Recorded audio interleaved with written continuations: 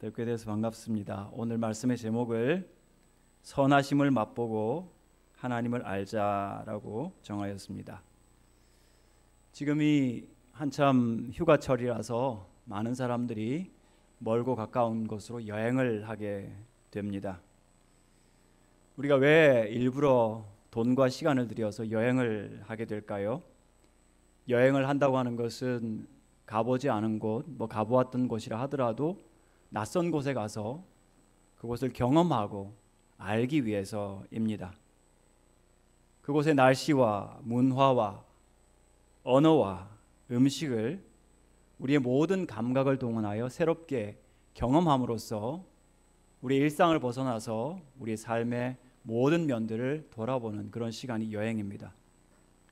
여행 가보시면 우리 살아가는 환경과 다른 그런 향기 또는 냄새를 맡을 수가 있고, 또는 새로운 광경을 보면서 우리의 시각이 또 새로운 생각들을 얻게 되고 또 맛을 보게 되지 않습니까?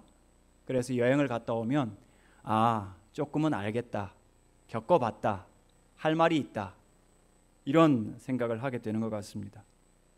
오늘 말씀을 보니까 하나님을 경험하되 특별히 하나님의 선하심을 맛보라고 이야기를 하고 있습니다. 맛을 본다고 하는 것은 여러분 대부분 아침 식사를 하셨겠지만 아주 구체적인 우리 신체의 감각입니다.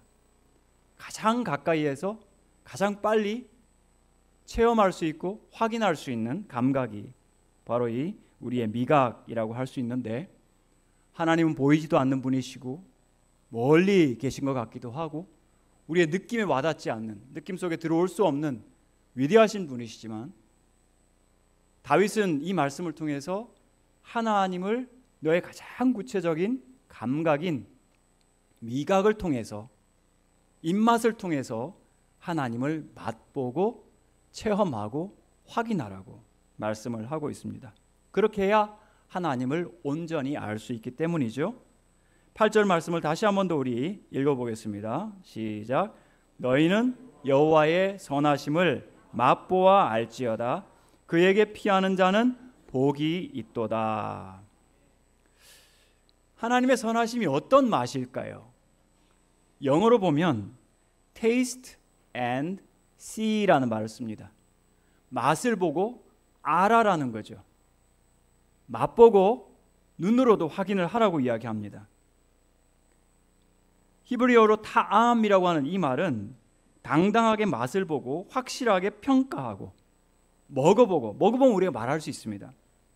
확실하다는 뜻이겠죠. 분명한 맛집이라는 뜻이겠죠. 하나님은 선하셔서 너무나 확실하고 멀리 계시만 한 것이 아니라 가장 구체적인 우리 감각 속에서도 확인할 수 있는 분이라는 것을 여기에서 이야기하고 있습니다. 그렇게 우리가 하나님을 알아야 한다는 거죠. 제임스 패커라고 하는 유명한 신학자가 하나님을 아는 지식이라는 책을 썼습니다. 그 책을 보면 이 제임스 패커는 하나님을 아는 것과 하나님에 대하여 아는 것을 우리는 구별해야 한다라고 이야기합니다. 하나님에 대하여 아는 것, 우리가 신앙을 고백했습니다. 전능하사 천지를 만드신 하나님 아버지를 내가 믿사오며, 거기까지는 우리가 우리의 머리로 알고 있는 지식인 것 같습니다. 하나님이 세상을 이처럼 사랑하사 독생자를 주셨으니 우리 머리로 알고 있습니다. 이거 굉장히 중요한 거죠. 이걸 고백해야죠. 이걸 고백할 때 우리는 하나님의 자녀라는 확인을 받을 수가 있습니다. 이런 믿음의 고백과 더불어서 하나님을 아는 지식, 하나님에 관하여 아는 지식 말고 하나님을 아는 지식은 하나님과 인격적으로 아는 것을 말합니다. 하나님과 개인적으로 아는 것을 이야기합니다. 하나님과의 관계 속에 있다는 것을 이야기하죠. 하나님을 알게 될 때 그 지식이 우리를 변형시킵니다. 우리를 변화시킵니다. 예를 들어 아이들이 친구들하고 자기들끼리 아주 안 좋은 계획을 하면서 뭔가 지금 나쁜 일을 하려고 하는데 머릿속에 누가 떠오릅니까? 엄마가 떠오릅니다. 아빠가 떠오릅니다. 이 일을 내가 하게 되면 틀림없이 엄마 아빠가 많이 실망하실 텐데, 그건 뭘까요? 엄마 아빠를 아는 것이고 엄마 아빠의 관계 속에 있다는 것이고, 엄마 아빠가 여기 안 계시지만 이 일 때문에 이 일이 알려지게 되면 엄마 아빠가 틀림없이 슬퍼하실 것이다. 뭡니까? 엄마 아빠와 인격적인 관계 속에 살아가고 있다는 것을 이야기합니다. 따라서 하나님을 아는 사람은 하나님이 눈에 보이지 않지만 우리가 어떤 일을 행하거나 어떤 생각을 하게 될 때 하나님을 알기 때문에 이거 하게 되면 하나님께서 실망하시겠구나, 이런 생각을 하게 되는 거죠. 그래서 하나님을 안다고 하는 것은 하나님에 관하여 아는 것과는 사뭇 다른 모습이죠. 그리고 하나님에 대한 모든 지식이 정말 하나님을 아는 참된 지식이 되기 위해서는 이제야의 패커에 따르면 그 지식들을 통해서 우리가 하나님을 더욱 예배할 수 있어야 합니다. 우리가 하나님에 대해서 많이 공부를 하죠. 성경 공부 많이 하고 많이 알아야 합니다. 근데 그 지식이 하나님을 아는 참된 지식이 되기 위해서는 그 지식이 우리를 감동하고 움직여서 하나님을 진정으로 경외하고 예배하는 자리로 나아가야 한다는 것입니다. 우리 안에 예배할 마음을 일으키고 더욱 구별되게 살아야 하겠다, 하나님은 이런 분이시니 하나님의 기대에 맞게 살아야겠다 하는 것이 하나님을 아는 지식이라는 거죠. 그리고 하나님께 복종하고 하나님을 순종하며 살아야지, 이것이 진정으로 하나님을 아는 사람의 모습이고, 더 중요한 것은 하나님을 아는 것은 그리스도를 통해서 하나님께서 아버지와 자녀의 관계, 교제를 나누는 것입니다. 교제라고 하는 것은 그냥 폼이나 모양이 아니라 말 그대로 사랑이고 대화이고 친밀한 우정입니다. 오늘 우리가 함께 이 자리에 와서 예배를 드리지만 아빠와 아들이 어깨빵 하면서 함께 놀이터에 가서 시간을 보내고 거기서 기쁨을 나누는 것처럼, 딸과 엄마가 아이스크림 사이에 두고 서로 얼굴 마주보면서 대화하고 교제하는 것처럼 하나님께서 우리와 교제하기를 원하시고 함께 시간 보내시기를 원하시는데, 물론 때로는 하나님께서 아버지이시기 때문에 엄하게 꾸중하실 때도 있습니다. 그러나 하나님의 그런 모습은 우리를 미워하거나 싫어해서가 아니라 아버지와 자녀의 관계 속에서 우리를 안전하게 보호하시기 위한 아버지의 특별한 훈육이라는 것을 알게 될 것입니다. 그래서 만약 우리가 하나님을 잘 안다면, 만약 아빠한테 우리가 용돈을 받았다, 그러면 아빠가 기대하는 것은 무엇입니까? 야, 너 갚아, 이거 아니지 않습니까? 너 더 이자 붙여서 갚아야 돼, 이런 건 아니지 않습니까? 아빠가 원하는 건 뭘까요? 감사합니다 아빠, 잘 쓰겠습니다. 하나님이 우리 가운데 베푸시는 모든 은혜와 사랑들에 대하여 우리가 반응하는 것, 우리가 예배 시간에 혹은 때로 말씀을 묵상하면서 기도 시간에 하나님을 찬양하면서 하나님 정말 감사합니다, 아버지, 하나님이 나의 아버지 되십니다, 이렇게 반응하는 것이야말로 하나님을 진정으로 아는 사람의 모습이다 하는 것을 제임스 패커가 이야기하고 있습니다. 하나님은 선하십니다. 그 선하신 하나님을 우리가 머리로만 알고 입으로만 고백할 것이 아니라 우리의 삶 가운데에서 체험할 수 있어야 하고 경험할 수 있어야 하고 우리의 중심에서 고백할 수 있어야 하겠는데, 오늘 세 가지를 생각합니다. 첫 번째, 쓴맛 가운데서 하나님의, 인생의 쓴맛 가운데서 하나님의 선하심을 우리가 알아야 하겠고요. 두 번째, 인생의 단맛 가운데서도 하나님의 선하심을 우리가 고백할 수 있어야 하겠고, 그리고 세 번째, 하나님은 모든 것을 합력하여 선을 만들어 가시는 분인 것을 우리가 분명하게 신뢰할 수 있기를 바랍니다. 첫 번째, 인생의 쓴맛 가운데서 하나님의 선하심을 우리는 맛볼 수 있어야겠습니다. 오늘 시편 34편을 기록한 사람은 다윗입니다. 다윗은 왜 오늘 말씀에서 여호와의 선하심을 맛보아 알라고 이야기를 하고 있을까요? 오늘 시편 34편 1절 위에 보시면 여러분 성경책에 작은 글자로 뭔가를 설명을 하고 있습니다. 시편 중에 이렇게 분명하게 구체적인 상황을 설명한 시편이 많지 않은데, 다윗이 여기에서 이 시를 짓고 고백하고 하나님을 찬양하게 되었을 때 이야기가 간단하게 적혀 있는데 뭐라고 적혀 있냐면 다윗이 블레셋 왕이었던 아비멜렉 앞에서 미친 채 하다가 쫓겨나서 지은 시. 블레셋 왕 앞에서 미친 척 하다가 쫓겨나서 지은 시가 이 시편 34편이라고 이야기하고 있습니다. 그 설명만 봐도 이 범상치 않은 상황이라는 것을 여러분 아시겠지요? 아비멜렉은 그 당시 블레셋의 왕의 이름이 아비멜렉이었습니다. 또 다른 성경 사무엘상서 21장 보면 아기스라고 이름이 나오는데 아비멜렉은 왕의 통칭 아마 명칭이고 아기스는 왕의 구체적인 이름이었던 것 같습니다. 같은 사람인데 사무엘상 21장 10절 보면 그날에 다윗이 사울을 두려워하여 도망하여 가드 왕 아기스에게로 가니. 다윗이 사울 왕을 두려워해서 블레셋으로 도망갑니다. 얼마나 다급한 상황이었는지 여러분 아시겠지요? 사울 왕은 하나님께서 세우신 하나님의 이스라엘의 첫 번째 왕이었습니다. 그는 처음에는 하나님의 영에 감동되어서 적이었던 블레셋과 싸워서 이스라엘을 구하기도 하고 하나님의 뜻대로 왕이 되었는데 아말렉과의 전쟁에서 하나님께 불순종하면서 하나님의 말씀을 듣지 않고 그러면서도 자기가 승리하고 온 그 승리의 기념비를 남기기 위해서 자기를 위한 기념비를 세우고 정말 하나님께 불순종하는 그런 모습을 보임으로써 하나님은 그를 폐하기로 왕의 자리에서 더는 있지 못하도록 그렇게 결심을 하셨습니다. 그가 불순종하게 되었을 때 성령께서 그를 떠나시는 것을 볼 수 있습니다. 구약시대에는 성령께서 한 사람에게 오래 있지 않으시고 잠깐 그를 사용하실 때만 쓰시고 성령께서 떠나실 때도 있는데 더구나 사울 왕처럼 고의적으로 하나님을 불순종하고 자기의 탐욕을 쫓았을 때 성령은 그를 떠나셨고 성령이 떠나실 때 악령이 그를 괴롭히기 시작하였습니다.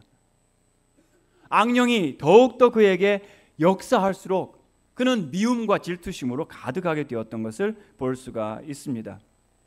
다윗이 거인 장수였던 골리앗을 죽였을 때 사람들이 막 박수를 치면서 노래를 불렀습니다. 뭐라고 노래를 불렀죠?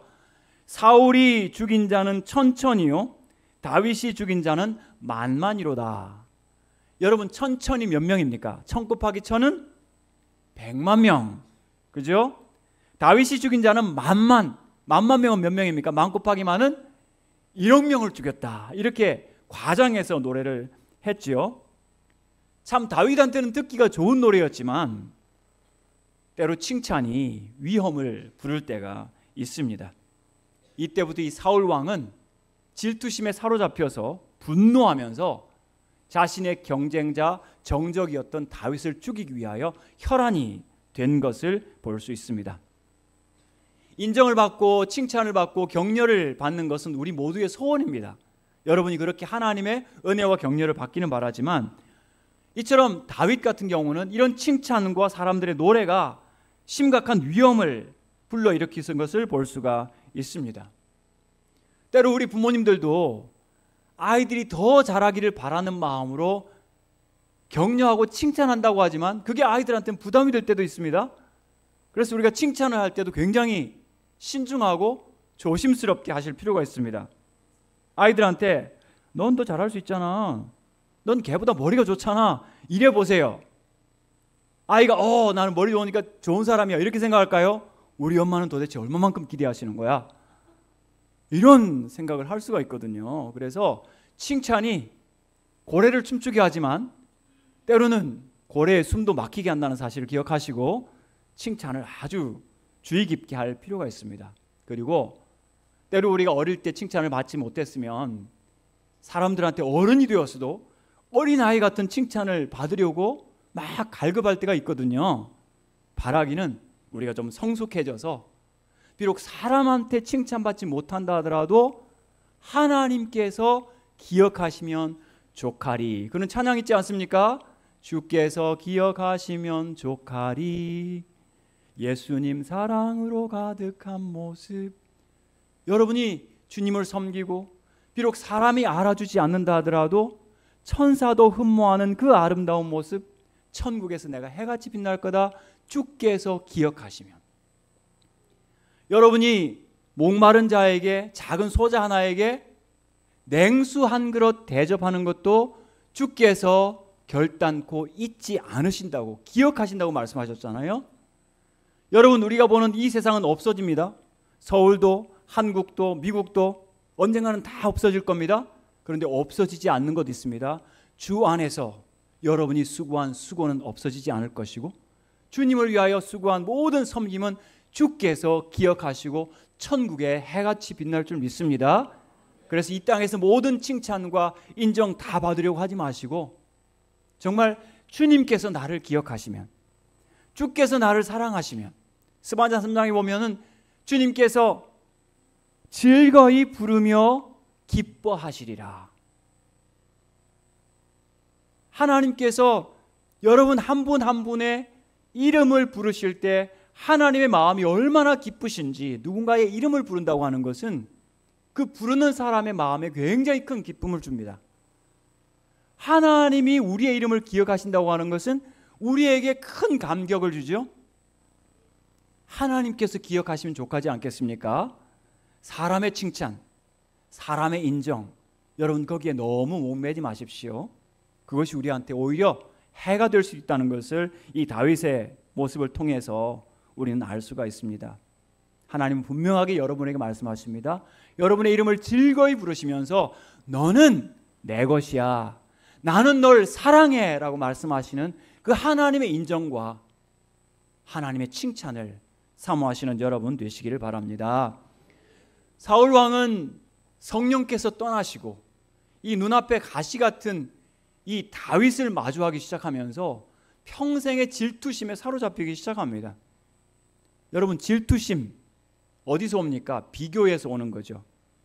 우리가 뭔가를 비교할 때 멀리 있는 사람 비교 안 합니다. 뭐 여러분, 내가 왜 이렇게 돈이 적지? 빌 게이츠만큼 왜 안 되지? 뭐 이런 생각하십니까? 절대 안 그렇거든요.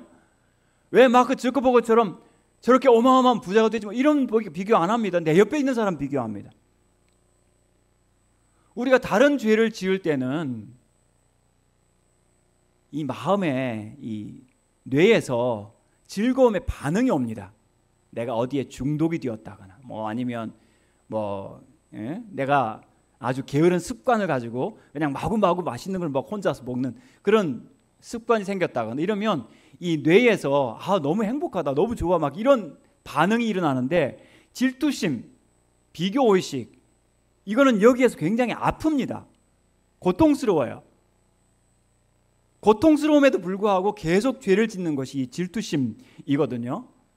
처음에는 좋게 시작합니다. 나도 저 사람처럼 해봐야지, 나도 잘 되겠지. 근데 하다가 안 되면 어떡할까요?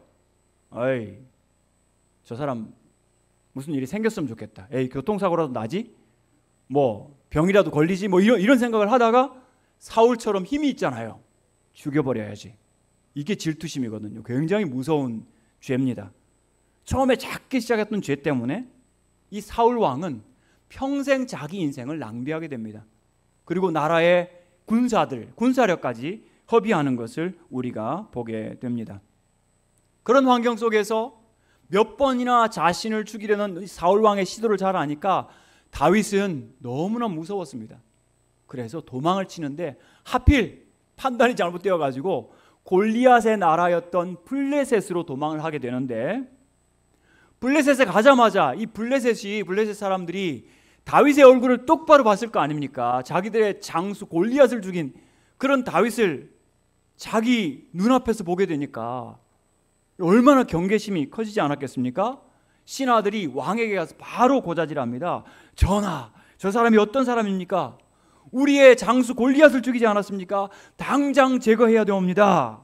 그러니까 옆에서 막 그러하옵니다. 전하, 저자를 살려두었다가는 큰 후환을 겪을 것입니다. 이렇게 왕에게 고자질했을 때 왕의 표정이 바뀌었던 것 같습니다. 사무엘상 21장 12절 보니까 다윗이 이 말을 그 마음에 두고 가드 왕 아기스를 심히 두려워하여. 사울 왕이 무서워서 도망을 쳤는데 블레셋 와 보니까 아기스 왕이 더 무서운 거예요. 어마어마한 공포에 사로잡히게 되었습니다. 이 당황스러운 상황에서 다윗은 아주 이상한 선택을 하게 되는데 자기 목숨의 생존을 위해서 미친 사람 연기를, 정신병이 있는 사람의 연기를 시작하면서 수염에 침을 흘리고 대문벽에 막 낙서를 하고 밥 주면 막 좋아하고 너무 혼자서 기분이 좋아가지고 미친 사람 연기를 하게 되는 거죠. 이것은 자신의 그 어마어마한 공포심 속에서 살아나기 위한 절박한 그런 처절한 연기였던 것 같습니다. 그런 미친 모습을 보면서 블레셋 왕이 안심을 하면서 오히려 신하들에게 역정을 냅니다. 나한테 미친 사람이 모자라서 얘까지 들어왔냐 하면서 쫓아내버리는 것을 볼 수 있죠. 거기에서 쫓겨나자마자 다윗은 하나님을 찬양합니다. 너희는 여호와의 선하심을 맛보아 알지어다. 그 큰 공포심과 두려움 가운데서 다윗이 얼마나 갈등을 했는지 아시겠죠? 얼마나 공포스러웠는지 아시겠죠? 그런데 더 놀라운 것은 그 공포와 두려움 가운데서 그는 하나님과 교제하고 있었고 하나님과 씨름하고 있었고 하나님께 질문하고 있었습니다. 하나님 도대체 어떻게 해야 됩니까? 이 상황에 어떻게 할까요? 하나님 도와주세요. 도와주세요. 도와주세요. 두려움에 사로잡히고 공포에 사로잡힌 그 순간에 그는 정말 정신을 잃은 정신병자가 아니고 하나님께 절박하게 매달렸던 하나님의 아들이었습니다. 그러니까 하나님께서 그 위기에서 벗어나게 해주셨을 때 아기스 왕이 에이 이런 정신병자 데려가 하면서 역정을 내면서 그를 내쫓았을 때 그는 마음에 와 하나님 진짜 선하시다. 와 하나님 진짜 대단하시다. 이 상황에서 나를 건져주시는 이 하나님은 참으로 좋으신 분이다. 바로 그 입에서 찬양이 나올 수 있었던 것이죠. 물론 여기서 쫓겨났다고 해서 다윗이 갈 곳이 생긴 것은 아닙니다. 다시 자기 고국에 쉽게 돌아가겠습니까? 자기 고향에 돌아가겠습니까? 아닙니다. 자기 부모님도 지금 위험한 상황에 있기 때문에 숨어서 고향에 가서 부모님 모시고 모압 땅 다른 나라로 가서 그 왕에게 자기 부모님과 형제 자매를 의탁하는 것을 볼 수 있습니다. 그만큼 굉장히 위기 상황입니다. 그러고 나서 하나님께서 다시 그를 부르셨기 때문에 이스라엘에 아무도 살지 않는 광야와 숲으로 와서 10년 넘는 방황의 생활을 하는 것을 볼 수 있습니다. 건짐을 받았지만 아기스의 손에서 건짐을 받았지만 그는 여전히 생명의 위협을 당하는 위험 가운데 하루하루 주님 안에서 동행을 하고 있었습니다. 인생의 깊은 쓴맛을 그러나 아직 여전히 맛을 보아야 합니다. 오늘 이 다윗이 블레셋 왕에게 고통받은 것이 몇 살 때인지 아십니까? 주석가들은 이야기하기를 틀림없이 18세에서 22세 사이였을 것이다. 그가 왕이 된 것이 몇 살입니까? 30살이거든요. 그럼 적어도 8년에서 12년 동안은 더 광야 생활을 하고 피해 다니는 도망자 생활을 해야 합니다.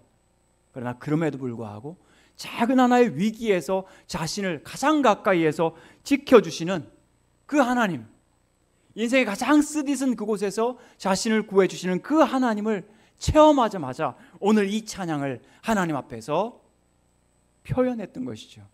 너희는 여호와의 선하심을 맛보아 알지어다. 자신이 그 선하심을 맛을 보자마자 여기가 맛집이에요. 이게 진짜예요. 확인됐어요. 검증됐어요. 그 하나님의 선하심을 마음껏 자랑하는 이 다윗을 보면서 오늘 우리가 그 선하신 맛에 초청을 받았다면 우리도 그 맛을 체험할 수 있어야 하겠습니다. 오늘 우리가 예수님을 믿지만 우리의 삶도 그렇게 꽃길을 걷는 삶은 아닙니다. 우리 청년들의 삶이 정말 평탄하게 보이지는 않습니다. 쓴맛이 우리를 기다리고 있고 지금도 우리가 견디고 있는 삶입니다. 그러나 두려워하지 마십시오. 하나님은 선하십니다. 그 선하심은 가장 구체적인 상황에서 오늘 하루의 삶의 고비에서 우리가 맛볼 수 있는 것이고 확인할 수 있습니다. 그래서 다윗처럼 이 맛집을 소개할 수도 있는 거죠. 인생의 쓴맛이 쓰면 쓸수록 하나님의 선하심은 더 놀랍게 나타날 것입니다. 그리고 한 가지 기억하십시오. 예수님께서 마신 그 쓴 잔을 한번 생각해 보십시오. 예수님은 쓴 잔을 마시지 않아도 하나님의 아들이십니다. 하지만 예수님께서 그 잔을 마시지 않았다면 오늘 우리가 죄 용서받을 수 있는, 하나님의 자녀 될 수 있는 이런 기회는 우리에게 주어지지 않았을 것입니다. 이 잔을 내게서 옮기시옵소서. 하지만 내 뜻대로 하지 마시고 아버지의 뜻대로 되기를 원하나이다 하고 복종하셨던 하나님의 아들로서 그 쓴 잔을 일부러 선택하시고 다 마시셨던 그 예수님 덕분에 오늘 우리는 인생의 어떤 고난과 역경을 만나도 하나님은 참으로 선하시고 하나님은 참으로 놀라우시고 하나님은 위대하신 분이라는 것을 찬양할 수 있게 되었습니다. 부활과 영생을 소망하게 되었습니다. 인생의 쓴맛 가운데 선하심의 맛을 체험하시는 여러분 되시기 바랍니다. 두 번째, 인생의 단맛 가운데서도 하나님의 선하심을 우리는 맛보아야 하겠습니다. 저는 다윗 이야기 중에서 가장 스릴 넘치는 장면이 골리앗을 향해서 달려가는 다윗의 모습입니다. 다윗은 그 당시 어린 소년이었습니다. 군대도 갈 수 없는 어린 소년이었는데 구약성경 히브리어로 나아르, 어린 소년을 이야기할 때 이때 다윗의 나이는 15세에서 17세, 중학생 내지는 고등학교 1학년 정도 되는 이 나이입니다. 근데 그 어떤 용사들도 이 골리앗 앞에서 벌벌 떨면서 싸움에 나가지도 못하는 이런 상황에서 사무엘상 17장 48절 우리 한번 같이 읽어보시겠습니다. 17장 48절 시작. 혹시 앞에 썼을까요? 네, 제가 읽어드리겠습니다. 블레셋 사람이 일어나 다윗에게로 마주 가까이 올 때에 다윗이 블레셋 사람을 향하여 빨리 달리며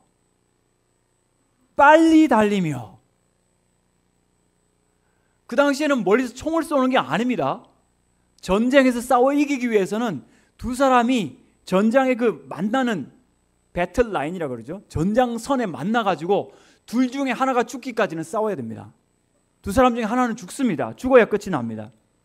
그런데 그 만나는 전선을 향해서 마주하는 전장을 향해서 이 어린 소년 15살짜리 소년이 빨리 달려가고 있는 거예요. 100m 달리기를 하고 있는 거예요. 무서워서 우물쭈물하거나 움찔움찔하는 것이 아니라 그 엄청난 어마어마한 이 골리앗을 향해서 빨리 달리며 조금도 주저하지 않고 정면으로 두려움 없이 달려가는 것을 볼 수 있습니다.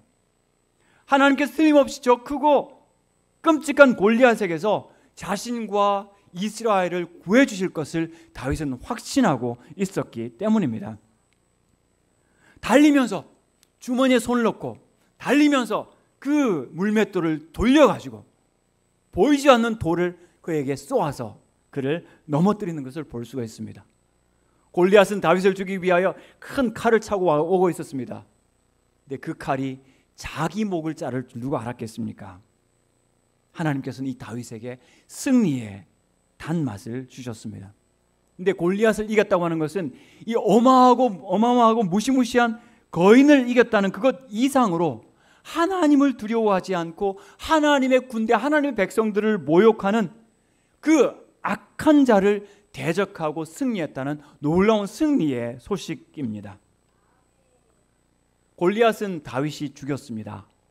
그런데 오늘 우리의 삶에도 이 골리앗 같은 거인들이 있습니다.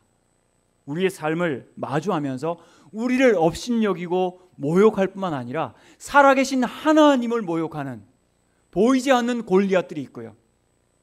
그 당시에 골리앗은 어마어마하게 큰 소리로 이스라엘 백성들에게 겁을 주었다면 오늘날의 골리앗은 우리에게 속삭일 수 있습니다. 속삭입니다. 위협합니다. 골리앗이 다윗에게 뭐라고 했습니까? 네가 나를 개로 보느냐? 네가 그래서 막대기를 들고 나온 거야? 내가 네 살을 공중의 새들과 들짐승에게 주겠다. 오늘날 골리앗은요, 21세기의 골리앗은 어쩌면 우리 마음속에, 우리 귀에서, 우리 영혼에서 속삭이면서 고함을 지르는 것이 아니라 속삭이며 위협합니다. 야, 너 아무것도 아니야. 너 뭘 할 수 있어? 아니, 너는 특별한 것도 없어. 그냥 조용히 살아. 넌 망했어. 아무도 널 도와주지 않을 거야. 너 혼자야. 내 편 아무도 없어. 내가 교회에 있다고 달라질 게 없어. 현실 그런 거 잊어버리고 영상이나 게임으로 도망쳐. 기도한다고 뭐가 바뀌니? 하나님도 침묵하실걸? 너는 실패자, 루저. 아무도 너를 신경 쓰지 않아. 속삭입니다. 그러면서 조용히 우리를 잠식하고 우리를 흡수하고 우리를 넘어뜨리는 거죠. 그럴 때 우리는 자신 있게 다윗처럼 외쳐야 하겠습니다. 사무엘상 17장 45절. 다윗이 블레셋 사람에게 이르되 너는 칼과 창과 단창으로 내게 오거니와 나는 만군의 여호와의 이름 곧 내가 모욕하는 이스라엘 군대의 하나님의 이름으로 내게 나아가노라. 그는 어마어마한 최첨단의 무기를 가지고 그에게 다가왔지만 다윗은 그 골리앗이 모욕하는 이스라엘의 하나님 여호와의 이름으로 나아갔습니다. 할렐루야. 저와 여러분에게 이 하나님의 이름이 함께하기를 바랍니다. 하루하루가 전쟁터입니다. 하루하루가 싸움터입니다. 우리 앞에 있는 것은 하나님을 모욕하는 거대한 적입니다. 악한 사탄입니다. 우리의 힘으로 되지 않습니다. 그래서 여호와 하나님의 이름이 필요합니다. 그 여호와 하나님의 이름을 붙들고 우리는 담대하게 이 악한 세상이 주는, 어두운 골리앗이 주는 모든 메시지에 대하여 대항할 수 있어야 합니다. 너는 아무것도 아니야 라고 이야기할 때 우리 뭐라고 외쳐야 될까요? 아니야, 나는 하나님의 아들이고 하나님의 딸이야. 하나님은 너에게 관심도 없어. 아니, 하나님은 나와 함께 계셔. 히브리서 13장 5절 뭐라고 했습니까? 내가 결코 너를 떠나지 않고 결코 너를 버리지 않겠다. 이 말씀 어디서 나옵니까? 여호수아 1장에 나오죠. 그런데 히브리서 13장에서는 이 말씀을 돈과 관련해서, 경제적인 것과 관련해서 번역해서 우리한테 소개합니다. 돈 너희한테 있어야 되는 줄 내가 알아. 돈 너희에게 필요한 건 줄 알아. 하지만 나는 절대 너를 버리지 않고 절대 너를 떠나지 않을 거야. 여러분의 경제적인 문제와 함께 하나님께 나아가시길 바랍니다. 하나님께서 여러분을 이기게 하실 것입니다. 그런데 이 다윗이 어떻게 골리앗을 이길 수 있었을까요? 어린아이의 용기였을까요? 용맹이었을까요? 아닙니다. 그 비밀은 사무엘상 16장에 나옵니다. 사무엘이 기름불을 취하여 그 형제 중에서 그에게 부었더니 그날 이후로 다윗이 여호와의 신에게 크게 감동되니라. 여호와의 신이 누굽니까? 성령님이십니다. 하나님의 영이신 성령님이십니다. 다윗의 그 담력과 용기와 그 언어와 구변의 비밀과 비결은 성령님이었습니다. 다윗과 우리의 공통점이 뭡니까? 우리 가운데 성령이 계시다는 것입니다. 구약시대에는 성령께서 필요할 때 필요한 사람에게 잠시 계셨었지만 오순절 이후 성령님은 우리 모두에게 오셨습니다. 여러분, 예수님 믿고 구원 받으셨습니까? 아멘. 여러분, 아멘 하실 수 있는 이 능력을 누가 주실까요? 성령님이 주십니다. 성령이 우리 가운데 오셔서 예수님을 주라고 인정하고 고백하게 하는 거죠. 고린도전서 12장 3절 성령으로 아니하고는 예수를 주시라 할 수 없느니라. 로마서 8장 16절 성령이 친히 우리 영과 더불어 우리가 하나님의 자녀인 것을 증언하시나니. 한 가지 여쭙겠습니다. 여러분 육신으로서 영혼을 가지셨습니까? 영혼으로서 육신을 가지셨습니까? 여러분의 정체가 뭡니까? 영입니다. 여러분 생영입니다. 육신은 늙고 병들고 죽고, 물론 나중에 다시 부활할 겁니다. 그러나 우리의 영혼은 죽지 않습니다. 우리 영입니다.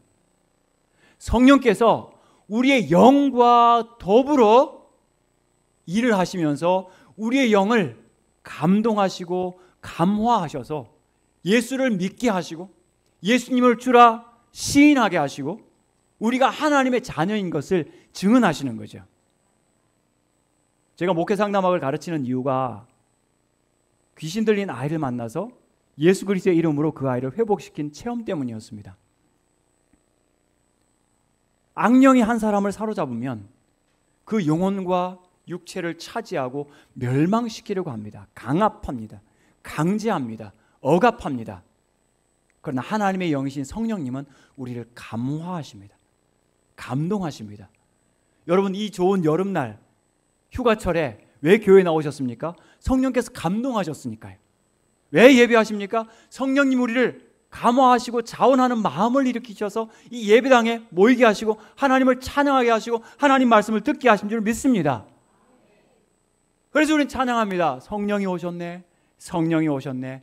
내 주에 보내신 성령이 오셨네. 우리 인생 가운데 친히 찾아오셔서 그 나라 꿈꾸게 하시네. 다윗과 우리의 공통점은 성령이 계시다는 겁니다. 성령이 계시기 때문에 이 험한 세상에 악한 골리앗을 능히 대적할 수 있는 용기와 담력이 우리에게 생기는 것이고 능히 대적하여 이길 수 있는 인생의 단맛을 성령께서 우리에게 허락하여 주시는 것입니다. 마귀가 교묘하게 다가와서 야, 남들 다 하는 거 너도 한번 해봐. 이거 별거 아니야. 그냥 재미로 하는 거야. 그러면서 우리를 중독으로 멸망으로 이끌어가지만 성령께서 우리 가운데 계시면 악한 상황 속에서 이거 아닌데, 이거 불편한데, 하나님 이거 아닌데 도와주세요. 성령께서 역사하시면 우리 가운데 참된 승리를 주실 것입니다. 성령 안에서 이런 단맛을, 그래서 승리의 선하심을 맛보는 여러분 되시기 바랍니다. 마지막 세 번째, 합력하여 선을 이루신 하나님이십니다. 여러분, 인생에 많은 역경과 어려움들이 있지만 하나님은 그 모든 상황에서 선을 만들어 가시는 것을 볼 수 있습니다. 출애굽기 15장에 보면 애굽에서 나온 이스라엘 백성들이 광야로 들어갔는데 물이 있어서 도저히 마실 수가 없는 겁니다. 그때 모세가 여호와께 부르짖었더니 여호와께서 그에게 한 나무를 지시하시니 그가 물에 던짐에 물이 달아졌더라. 물도 없는 그곳에 물이 있긴 한데 써서 마실 수 없는 그런 독한 물이 있었는데 나뭇가지를 던졌을 때 그 물이 정화되어 정수되어 가지고 백성들이 마음껏 목을 축일 수 있는 생수가 되었던 것이지요. 모세가 그랬습니까? 아니요. 하나님께서 바꾸어 가십니다. 그러면서 하나님 이런 말씀하십니다. 너희 하나님 여호와의 말에 청종하고 나의 보기에 의를 행하며 내 귀에 귀를 기울이며 내 계명에 귀를 기울이며 내 모든 규례를 지켜 행하면 내가 애굽 사람에게 내린 모든 질병의 하나도 너희에게 내리지 아니하리니 나는 너희를 치료하는 여호와임이라. 쓴 물을 치료하셔서 건강한 생수로 만드시는 주님이십니다. 지금 때로 여러분의 삶에 어려움이 있으시죠? 저는 김포에 있는 교회를 다니는데 아침 일부 예배를 드리고 상담을 하고 왔습니다. 참 인생의 쓴맛을 겪고 있는 한 집사님을 만나고 왔어요. 너무나 고통스러워요. 하루하루가 힘들어서 지난 몇 년 동안 정말 힘들다고 말씀하시는 분입니다. 그런데 하나님의 약속을 함께 나누었을 때 감사합니다. 참 감사합니다. 기쁨으로 나가는 것을 볼 수가 있었습니다. 하나님은 치료하시는 하나님이십니다. 요한복음 2장에서 잔치집에 포도주가 떨어졌어요. 당황스러웠습니다. 예수님께서 물로 포도주를 만드셨습니다. 그 포도주가 너무나 상품 포도주여가지고 도대체 이거 어디 있다 가져온 거냐, 연회장이 깜짝 놀라서 물어볼 정도로 모든 상황을 선하게 만들어 가시는 겁니다. 근데 우리가 할 일은 견디는 거죠. 오늘 하루를 잘 견뎌내는 겁니다. 은혜 가운데에서 주님께서 반드시 선한 일을 만들어 가실 것을 믿고 견디는 겁니다. 여호와의 선하심, 때로는 쓴맛일 수도 있습니다. 아직 이게 쓴맛인가? 우리가 긴가민가 할 때도 있습니다. 그러나 하나님은 분명히 선하시고 분명히 여러분을 향한 선한 계획을 가지고 계십니다. 다윗의 나이였던 조나단 에드워즈라고 하는 유명한 신학자가 있는데 그분의 나이가 그 당시에 18세, 처음으로 설교를 시작합니다. 로마서 8장 28절 말씀 가지고 설교를 했습니다. 어떤 말씀입니까? 우리가 알거니와 하나님을 사랑하는 자 곧 그 뜻대로 부르심을 입은 모든 자들에게는 모든 것이 합력하여 무엇을 이루느니라? 선을 이루느니라. 그 말씀 가지고 첫 번째, 우리 하나님을 사랑하는 자, 그 뜻대로 부르심을 받은 자들은 모든 나쁜 일들, bad things가 좋은 일들로 변할 것입니다. 맞습니까? 여러분이 겪는 일이 어떤 일들인지 반드시 좋은 일로 변하게 될 줄 믿습니다. 두 번째, 그 좋은 것들은 절대로 빼앗기지 않을 겁니다. 세 번째, 가장 좋은 것은 아직 오지 않았습니다. 여러분이 지금까지 얼마나 행복한 삶을 사셨는지 모르지만 가장 좋은 것은 아직 오지 않았습니다. 우리 앞에 있습니다. 소망하시기 바랍니다. 이제 우리가 할 일은 이런 하나님의 선하심을 맛보았다면 선전하는 겁니다. 말하는 겁니다. 그리고 피하는 겁니다. 다시 34편 8절 말씀 다시 한번 우리가 읽어보겠습니다. 시작. 너희는 여호와의 선하심을 맛보아 알지어다. 그에게 피하는 자는 복이 있도다. 아멘. 유명한 맛집, 정말 줄 길게 서서 기다렸다가 들어가서 맛있게 먹고 나와서 아 정말 맛있다 라고 했을 때 여러분 그 다음은 뭡니까? 친구들한테 자랑하는 거죠. 다윗이 그러고 있습니다. 너희는 여호와의 선하심을 맛보아 알지어다. 많은 사람을 이 맛에 초청을 하고 있습니다. 그리고 그에게 피하는 자는 복이 있도다. 그에게 피하는 자는 복이 있도다. 여러분 삶의 위기의 순간에 다른 것 의지하지 마시고 하나님께 피하시기 바랍니다. 그리고 이 선하심을 여러분이 직접 체험하고 맛보고 여러분의 감각으로 확인할 수 있는 모든 일들을 선을 만들어 가시는 그 하나님의 선하심을 체험하시는 여러분 되시기를 축복합니다. 말씀을 맺겠습니다.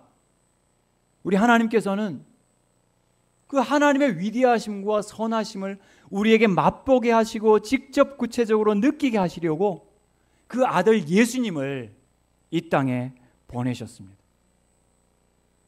예수님은 이 땅에 오셔서 하나님이 어떤 분인지, 하나님의 사랑이 어떤 것인지를 그 몸으로 인간이 만질 수 있고 촉각, 인간이 느낄 수 있고 말할 수 있고 들을 수 있는 인간의 모습으로 우리에게 하나님을 보여주신 하나님의 본체의 형상이셨습니다. 우리가 볼 수 있었고 들을 수 있었고 만질 수 있는 살아있는 말씀이 되신 거죠. 그의 순종하심과 죽으심으로 피 흘리심과 부활하심을 보게 하시고 만지게 하심으로 하나님의 선하심을 가장 크게 맛보게 하셨습니다. 하나님의 사랑 이제 부인하려야 부인할 수 없습니다. 거절하려야 거절할 수 없습니다. 예수님을 통해서 우리의 확인된 이 놀라운 은혜, 이 선하심을 매일매일 맛보면서 때로 인생의 쓴맛 가운데 깊은 고통 가운데 힘들어하는 여러분들도 그 선하심을 맛보고 자랑하고 그리고 그에게 피하심으로 더욱 복을 받으시는 용산중앙교 모든 성도들 되시기를 주의 이름으로 축원합니다.